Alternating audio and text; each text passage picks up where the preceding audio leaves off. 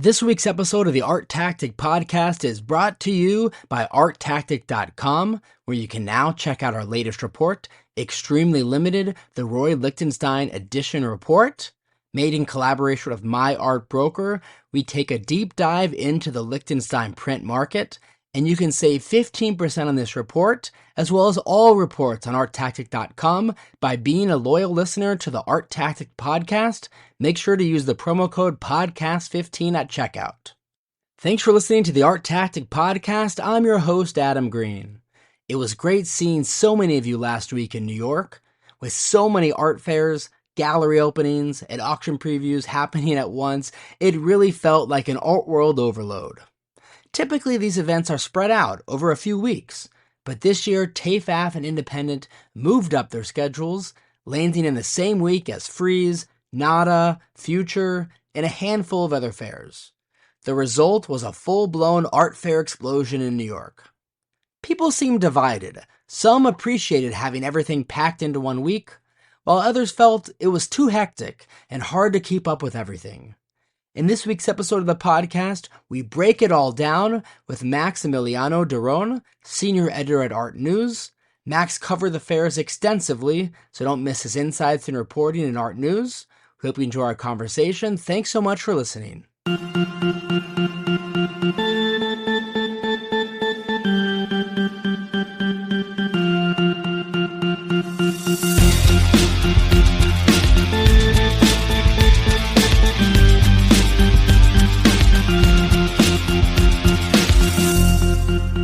Max, thanks so much for joining us. Thanks for having me. I'm excited to talk with you about the Fair Week. As I'm sure you and some of your listeners might know, I run ArtNews' fair coverage year-round, so happy to dive into it. Absolutely. It's a pleasure having you on. We're big fans of your coverage and ArtNews, so excited to chat with you. And I'm sure you're probably exhausted after a wild week of art fairs, so it's great speaking with you. So this year, we saw a significant shift in New York's art fair calendar.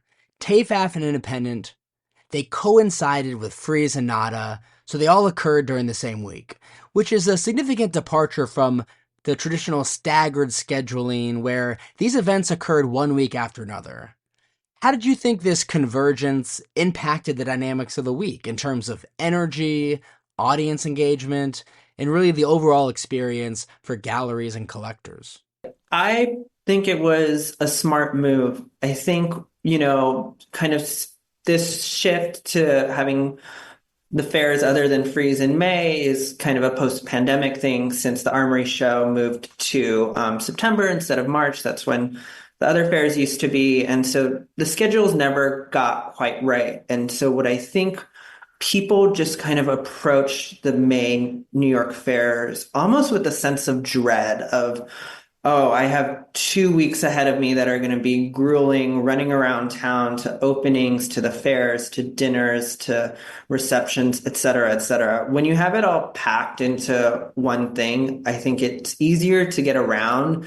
And, if you don't make everything, you kind of have a good excuse because there's so much going on. Oh, you didn't see me at this event? Well, I was actually at that event. Who knows if either is true, but I think that helped. And I think that also helped with the energy across all of the fairs. They were a lot busier than, some of the years past on opening day. And there was just more of a buzz and a vibe, which I don't think people expected given the state of the market. We're constantly hearing about the cooling of the market globally, especially in the US. And so I do think collectors, were showing up a little bit more to kind of, just try to support as much as they could in a market without having to take, crazy risks financially. Yeah, and I think another really interesting dynamic regarding the schedule change is that for the past few years, the fairs were spread out over a couple of weeks. So for collectors who aren't based in New York, they really had to make a decision. Do I want to go to week 1 or to week 2? But you were unlikely to see collectors stay in New York for a few weeks at a time. But this year, because everything was compact and in a single week, you had a lot of those out-of-town visitors who were able to enjoy everything, and they didn't have to make that decision that they normally have to do. Definitely. And I think you see that decision happening a lot in the fall as to whether collectors are going to go to Frieze London or Art Basel Paris now, because they happen in back-to-back weeks. And you're definitely going to see it in September now that Frieze Seoul and Tokyo Gendai are going to be almost back-to-back. Are people going to make the choice to stay those 2 full weeks in Asia, especially if they're coming from the US or Europe? And vice versa if they're coming from anywhere outside of Europe to stay in London and then Paris, which some people do, but having done it myself, that it is kind of a grueling just 10 days to be away from home and living out of a suitcase in two different cities. Definitely. So I want to ask you about Frieze New York, because there's been a lot of discussion about this fair over the last few years, really.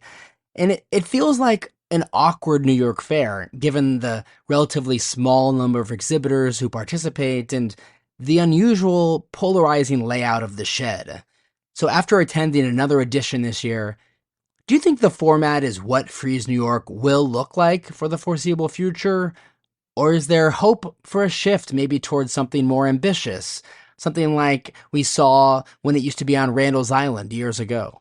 Well, unfortunately, ahead of our conversation, I did check Frieze's website. They don't have the dates for the 2026 New York Fair, but it does say the shed there. So I think they're pretty locked into some sort of long-term contract with that venue, which is usually the case for such a high-profile venue. I know with Art Basel Paris, for example, the Grand Palais does their contracts for 7 years for a specific set of dates. So I'm not sure how long the contract is or kind of where they're at in it. But yeah, I think unfortunately we're here for the foreseeable future.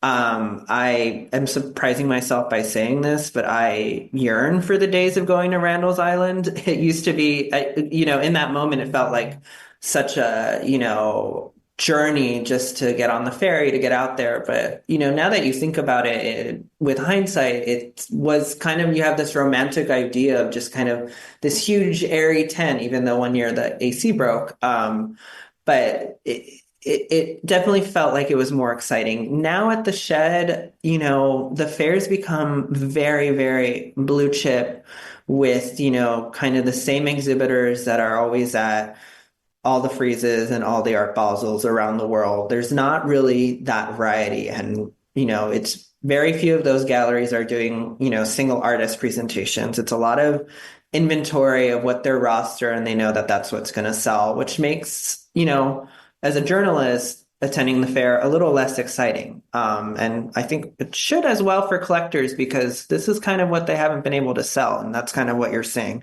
in my opinion. I know a lot of dealers will, push back against that, but there's a reason why it's at the fair and it was at your gallery, 6 months ago too. In terms of the layout, yeah, I mean, I'll go on record saying I personally think the shed is an atrocious venue, just for anything really. For an art fair, it really doesn't work as well. Having to go up and down levels, kind of like you're at a shopping mall. And, it's kind of, it doesn't totally work there, unfortunately. I will say, I think it was on the fourth floor this year. The focus section was especially strong. And I think that is where you saw some really interesting art from, various parts of the world that you wouldn't otherwise see in New York. There was one gallery from Singapore, Yao Workshop, that had an artist on view, Citra Sasmita, and I thought that was really strong. I mean, she has a exhibition at the Barbican in London right now, and I don't think her work's really ever been seen in the US. So that was, a highlight for me. Yeah, I think that's a great point. I enjoyed some of the presentations on the higher floors as well. I think an issue for the fair is that not everyone actually gets up to those higher floors. Some people just go to the main floor where most of the blue chip galleries are, or all of the blue chip galleries, to be honest, and go to the second floor maybe, but not as many go all the way up to the top and visit every floor. I wish sometimes when I'm in the shed at Frieze New York that it was all on one floor, or just felt like a more traditional fair where you could have a blue chip gallery next to maybe one of these emerging galleries you referenced who might be doing a really interesting presentation. Definitely. I didn't go to London last year, but from what my colleagues told me, with Frieze London redoing their layout to kind of have the blue chip and megas in the back and having you kind of go on this journey where you see the emerging and mid-sized galleries and then the blue chips and then come back and see the other set. It seemed to have a really good flow and impact on visibility for those galleries. And it's something, I wish they could bring to New York or LA. So it was really a jam-packed week, yet somehow it felt like this year there was more attention on independent and nada than in the past. I think with the overall market softening, some believe that fairs like that, focused on lower-priced works, may be better positioned in this climate. I think that's still up for debate, to be honest. And interestingly, nada actually moved into a new venue. I think a lot of people enjoyed that venue from some of the feedback I heard. I think there's also been some debate about whether independent still makes sense in this climate for galleries, because I often hear from galleries that it's very expensive to participate. You covered both fairs in depth. I thought you did a great job in ARTnews. What were some of your key takeaways from those two fairs? Yeah, I think with independent, I can't speak to the cost. I'm not a gallery owner, but definitely with high costs, there is a certain amount of risk. That being said, when there are high booth costs at a fair, is usually you see dealers showing really safe work. And I don't totally think that was the case at Independent. I still think there was some pretty venturesome presentations there, which I think, kind of just speaks to kind of the vibe of that fair, that you'll see really high caliber presentations, most of which are single artists or two artists, that you wouldn't see at any other fair. And I think that venue with the light coming in really does add to the experience. In terms of sales, it did seem like there were a significant number of sales, especially, some, 20,000 and above to there were a few six-figure sales in the 100,000 range, but not too many. So it did seem like dealers were doing okay at the fair. What I heard was it was, again, not as, gangbusters as years past, and sales, for the past year and a half, almost 2 years, aren't happening as quickly as dealers had experienced, kind of during lockdown and a year or two after that. From what I gather, some dealers say that they prefer that, just because it allows them to really go in depth and kind of make the argument for the artists that they're representing to their clients. And that, in many ways will help the collector really kind of home in on why they want to acquire this artist, how it fits into their collection. I think that is a benefit, to have this slight market correction that we're experiencing right now. With Nada, I like that it was all on one floor. I find myself feeling like the layout was a bit awkward just because the Star at Lehigh building is such a long building. I think it's an entire city block or very close to it, on the west side of Manhattan. And it just felt a little bit endless.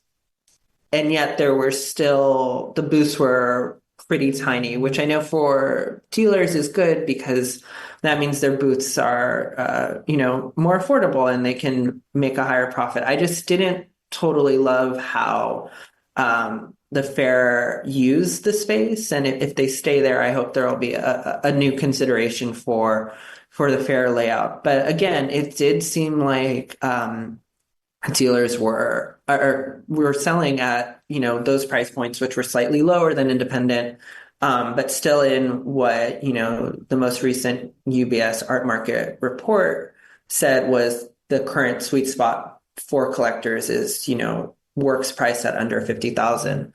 US dollars. And so, I would say that it seemed like it was a okay to above decent week for dealers. And as I always hear, as a reporter, oh, well, the sales close toward the end of the week, or we're just starting conversations, there will be more sales to come. So I'm sure that'll be borne out as kind of we move away from these weeks and head toward the fairs in Basel in June. And so really the last major fair of the week that we haven't touched on was TEFAF. It really feels like the most distinct of the fairs, at least to me. It presents a wide mix from antiquities to jewelry to old masters to modern and contemporary art. And the ambiance is also quite unique. It's carpeted, it's elegant. Given how different it is from the other fairs, is there a sense of how TEFAF performs in today's more selective market? Do you think its uniqueness helps or hurts in this climate, or is it difficult to say? I think it's a little hard to say just because the collection of exhibitors that they're bringing together really are operating at different levels and segments of the art market internationally. But what I will say is, I kind of had skipped TEFAF for a couple of years because for me, I didn't totally love how the juxtapositions were forming at the Park Avenue Armory. But this year, I went on Monday, which was a quieter day, and I was very pleasantly surprised. I feel like TEFAF New York really hit its stride this year with how kind of the navigation of the booths and kind of what juxtapositions you were saying. The jewelry that they show is, for a very specific clientele that isn't necessarily have the contemporary art crossover that, you're used to at other fairs. But I thought it actually worked pretty seamlessly this year. Same with the antiquities. And I think the modern and contemporary art that was brought to the fair was really strong. I kept, just really admiring some of the pieces. I think the Libantique booth in the corner of the first floor that was a collaboration between Odazar and I want to say Mark Selwyn, Fine Arts in Beverly Hills, was just, a knockout. There's no two ways about it. Those are works that were very different than what we're used to seeing by the artist. And I think with that was a big moment of surprise that I think TEFAF has the ability to pull off. And, I do think that those works are, at a higher price point than, independent or Nada and, of a different caliber than you're seeing at Frieze. But with the right client, with the right atmosphere, I think those dealers can and, to a certain degree did pull off, a number of sales that made participating worth it. So yeah, I've never been to Maastricht, which is where TEFAF has its, main fair and where it was started. But I do feel like this, smaller version here in New York was especially strong this year. And it just felt like a great place to actually see art, which is not something I'm used to saying about an art fair. I agree completely. I love going to TEFAF. It's probably my favorite fair of that week because of its uniqueness. And I would have to say that at most art fairs, it's hard to make discoveries. But at TEFAF, it's full of discoveries because if you're interested in contemporary art, you're going to see jewelry, you're going to see old masters, you're going to see design, you're going to see a lot of things that you aren't familiar with, but it's really high quality examples. And even if you are familiar with some of the galleries, their presentations are often quite unique. Just one immediate example that comes to mind, Gladstone Gallery. You walk into that booth, not what you expected. It was a salon hang of old George Condo works on paper, not something you'd see from Gladstone at a traditional art fair, for example. So if we take a step back and examine how the week went, what are your impressions of the overall week? And from a market perspective, how are collectors and galleries feeling coming out of that week and moving forward?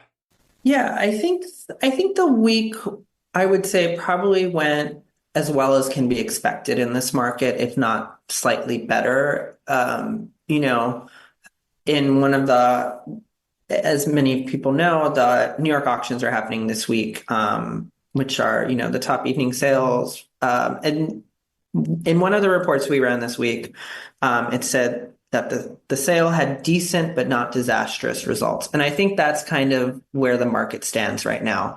And I think that's okay. It's not the crazy sales that people were used to, but like any market or any economy, there is cycles, there's ebbs and flows, there's booms and busts. I think we're in that kind of lower part of it, but I think that, art as a commodity is not something that I'm totally, keen on pushing within the art world. I, love art for the sake of art. But the market aspect is a key component to how we support artists.